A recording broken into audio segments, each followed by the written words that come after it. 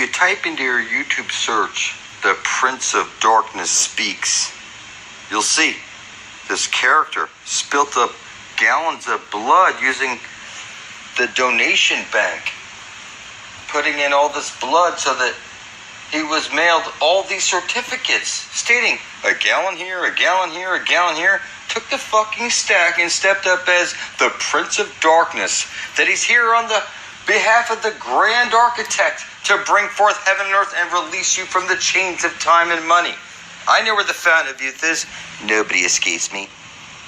Not even your filthy gods. They have no blood to spill. The universe already mine. It's join me in blood or expire of old age or stupidity. I know where the fountain of youth is, you filthy monkey. Today we're going to talk about three subjects. What is the Sesquiu Trust? What it means to be lost at sea, and the language fraud. Okay, now the Sesquiu Trust was set up for people that were lost at sea, and it's in maritime. What does that mean? Well, if somebody is lost at sea for more than 7 years, they're essentially declared as bankrupt, and their estate immediately goes into probate, and trustees appointed to oversee that lost at sea, that person lost at sea. The way that you come out of being lost at sea is that you have to be a live-life claimant, which essentially means that two people have to witness that you are no longer lost at sea or dead at sea, and then of course your estate will be given back to you. Because the people that have created this mechanism really used it to capture your sweat equity, or in maritime law it's called capturing your soul, S-O-L-E, and you can look it up under corporate soul. They don't really want to give it back to you because they want to live on your sweat equity. So that's one. So what does it mean to be lost at sea? So I'll come on to this document that I sometimes make reference to, which sells the Squamish people into being debtors, or permanently named debtors, which is another word for slavery. And they use a mechanism in maritime known as, in this case, captured baptized souls lost at sea. Well, they're baptized, so it's Vatican, and they're captured because they're lost at sea. Nobody stopped and corrected their format of writing in maritime when a person is dead, which is to simply take my name, for example. This means full colon, and that in language terms means for the mark and a full stop. What they do is they write that in all capitals, which is also a maritime expression.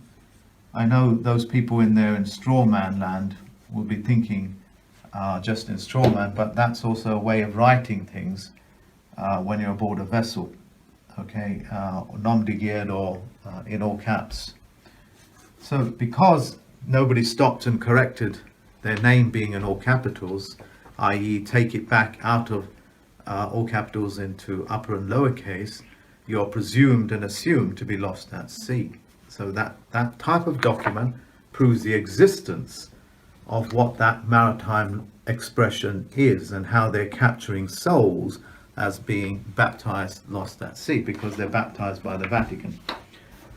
So we'll come to another document. This document is the document of the Club of 300, the club that they say doesn't really exist, but of course I have their document here right in front of me, making contract to sell, in this case, the Filipino islands into permanent debtors.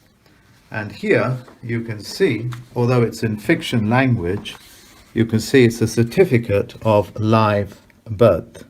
Okay, certificate of live birth. And of course it's witnessed by this person here, which I won't speak too much about. Although this is all Illuminati fiction world garbage, you are essentially lost at sea and you are permanent debtors, and the explanations can go on and on. But the point that I'm making is that you can come out of it any time by having a live-life claim, of course, or a certificate of live birth.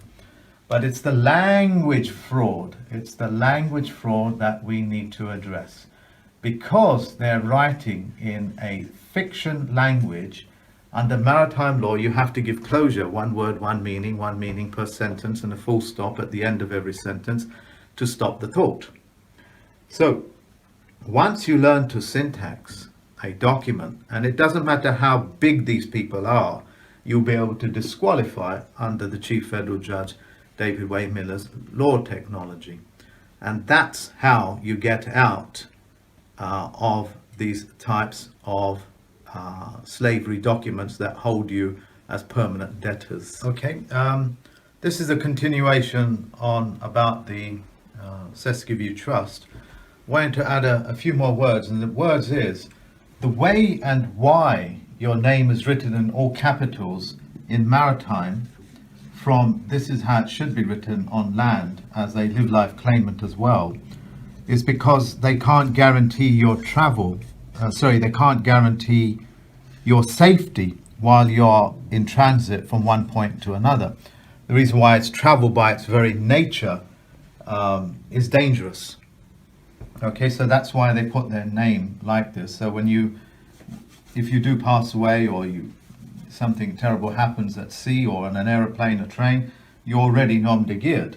Okay, it's already in all capitals.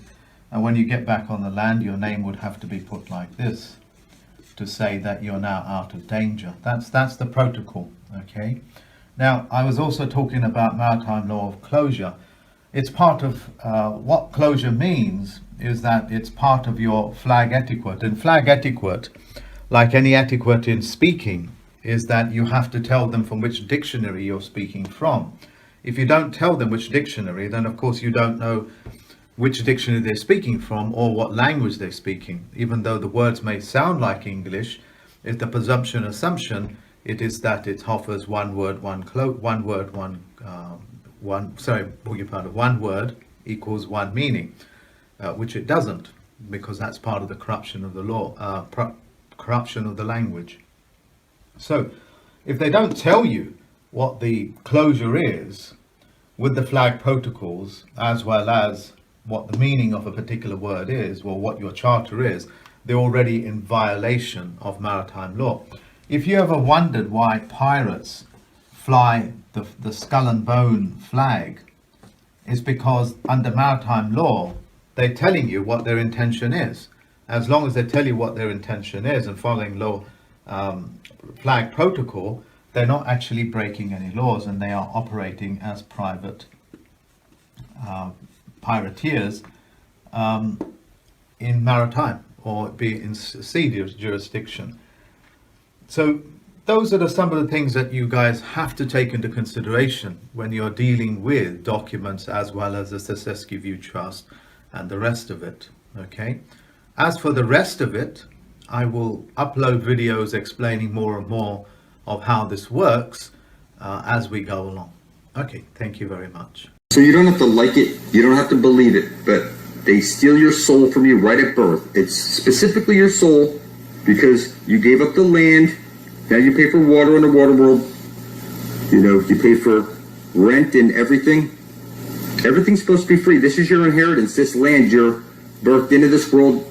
It was stolen from you. You are now sold on the stock exchange as cattle. They place you down as male or female. That only pertains to cattle. Look it up. The papal bulls state that you are owned as a slave. So you had 45 days to pick this up, the birth certificate, from the hospital.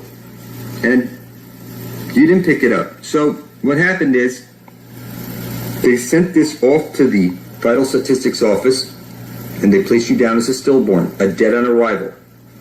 And you forfeited your own child. It's true. Look it up.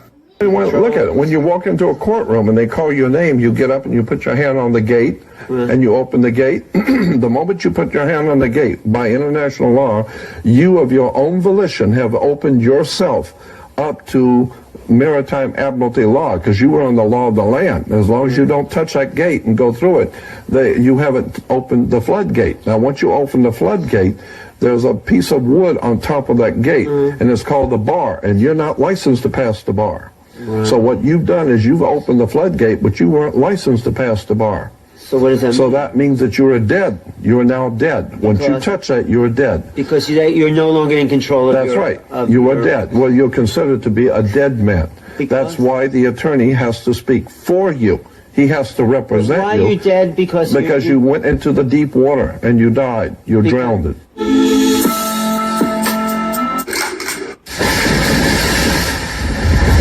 It's not what you believe. Your creator gave you that blood to make an atonement for your filthy soul. You need to write out on a piece of paper. I intend to bring forth heaven and earth and release us all from bondage. And prick your finger away for your next boo-boo. Smear a little bit of your blood on it. And publish a little video to YouTube with the title Blood Over Intent, the tag Blood Over Intent, and the description Blood Over Intent. And stand blood thick with me, the devil himself. I open up the book of life. It has 144,000 names. That makes me the angel of death. There's billions of people out there.